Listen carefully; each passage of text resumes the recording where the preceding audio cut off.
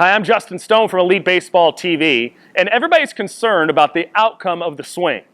But to get the desired results, we first have to get into a correct loading sequence.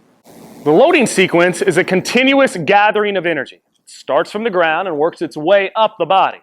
It begins with pressure on the instep of the ball of my foot, goes into a coil around the rear hip where you see my backside, knee, hip, and shoulder staying inside my ankle.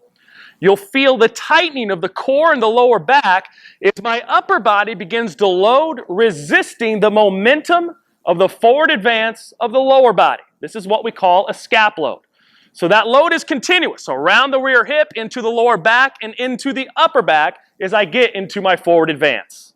Here you'll see Mike Trout's loading sequence, which begins with a coiling around the rear hip. Notice how his rear leg posts up and doesn't give during this process. This means he'll stay inside his rear shoe with his knee, hip, and shoulder. And the cue we use for this is taking your back butt cheek to the pitcher, which will provide continuous resistance during the forward advance.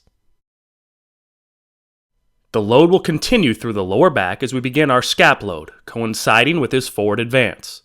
The coil is then tightened as he increases his scapular resistance while nearing his hitting position.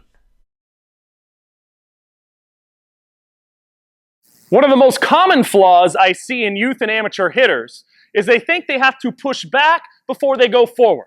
When they do this, there is rarely a coil around the rear hip, and they put themselves in an overload position where the back knee, hip, and shoulder get over the shoe.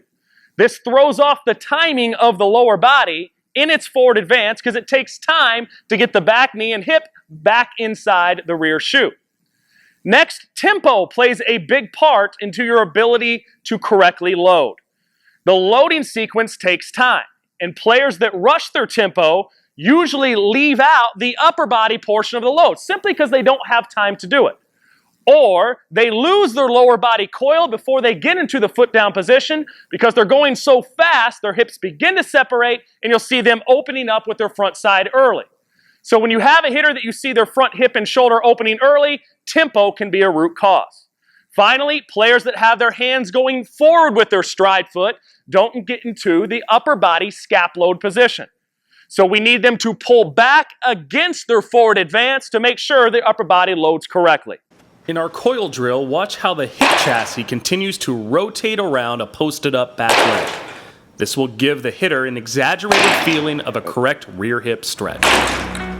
For more information and drills on the loading sequence, reference Week 1 of the sequential hitting plan at elitebaseball.tv.